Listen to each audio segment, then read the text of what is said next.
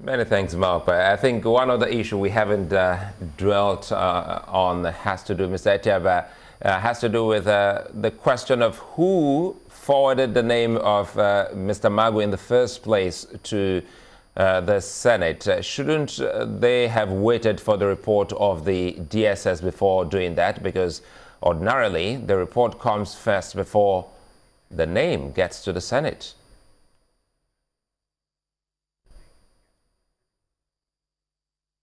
We have not been told that a report was being worked on by the presidency. So it is unsafe to say that they should have waited for the report to be worked on and then determined the report determined before the submission of name. I wouldn't know whether that report was being considered before that name was sent. And then you have only one presidency. Because, sorry to cut you. I asked this question approval. Because I have, sorry to cut you there. I asked the question because I have a follow-up, because it would seem as if we're just, beclouded with issues concerning this report and the Senate without also asking about the content of the report. Perhaps the DSS maybe should be exonerated here. They have the constitutional responsibility of finding out things about such for any nominee of the president. And if they go about bringing up some of these issues, shouldn't we also be asking of Mr. Magu and even maybe the EFCC if they're true or false?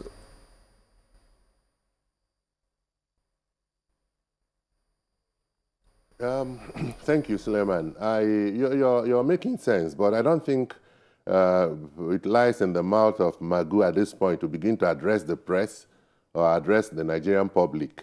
There should be a forum where he will air his views.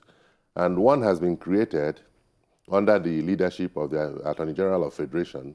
And if he does not have confidence in that panel, then he should protest to the president. He should be able to say, I do not believe that this panel will be fair because of 1, 2, 3. And the president will also have a rethink. But it is not for him to begin to address the public now. Good enough, he has a lot of people talking on his behalf. He has lawyers, he has non-governmental organizations talking, some of whom I really shudder at what they are saying.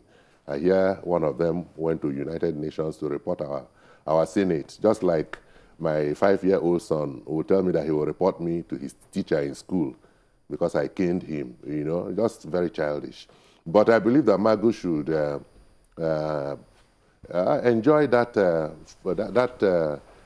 window that has been created by the president to ventilate his case. He has a case, obviously has a case. He should be heard, and that is my own position. Well, when we talk about the need for Mr. Magu to be heard, is it within the Senate committee or within the investigative panel constituted by the president? Because for some others, they think that he has no business to be heard around the Senate because that's a report. And also the DSS can't be asked to come and explain that report. It's now left for Mr. Magu to say whether he has any other thing against that report, maybe when he meets the panel set up by the president.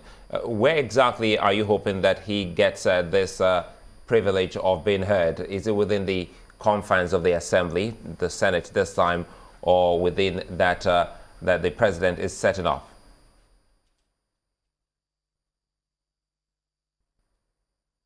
Okay, I believe that it's not even a privilege, it's a right. I believe the right to be heard ought to have been exercised while within the Senate.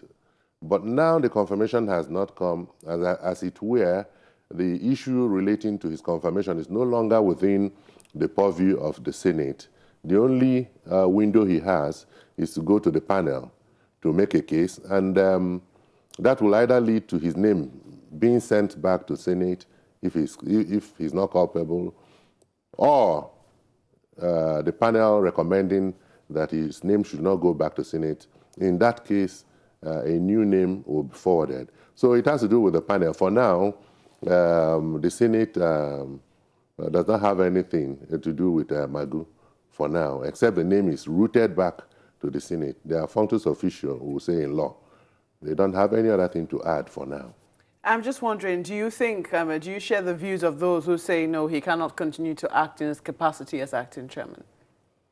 You see, I run away from making categorical statements, but I must tell you that when we deal with issues in Nigeria, we have to deal with issues based on principle. The judges their houses were searched at ungodly hours, and then we are told that they are corrupt and they are standing trial, and pressure was mounted that the judges should not sit. You see, the bad thing about trying a human being at his back is that whatever you label him, he wears it. Today, a lot of people will see Magu as corrupt. Whether he's corrupt or not, whether he is guilty of those allegations or not, they have been bandied, they have stuck to him, and there's nothing anybody can do. So will a right-thinking person... What allegations are these? Because you say you've not seen the security report. No, I've not seen the security report, but I read the papers. They say he lives above his means. The house where he lives, he pays 20 million and paid for 2 years. He has ungodly relationship with people who are being tried and all that and all that. Those are what I hear. I've not had anything beyond that, you know. My take on it is that Nigerians are now looking at him through that prism, and it is wrong. And that is the same case I make.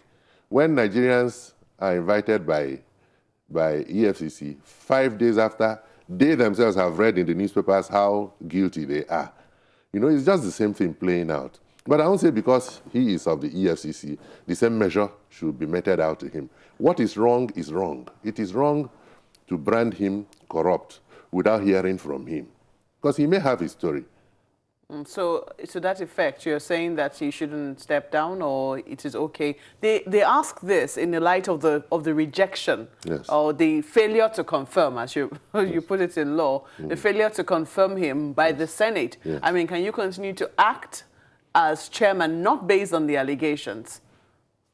I'd rather say that he has a moral burden hanging around him, and that's a problem. He can continue to act, but there's a moral burden, you know, which has been foisted on him. By? Yeah? By the way the matter was handled. Okay. I hear my colleague, Nyota, has another question for you. Mr. Chairman, the question has to do with, is there the possibility of legal action based on the cases he has overseen? But we'll take that question more and come back after this break.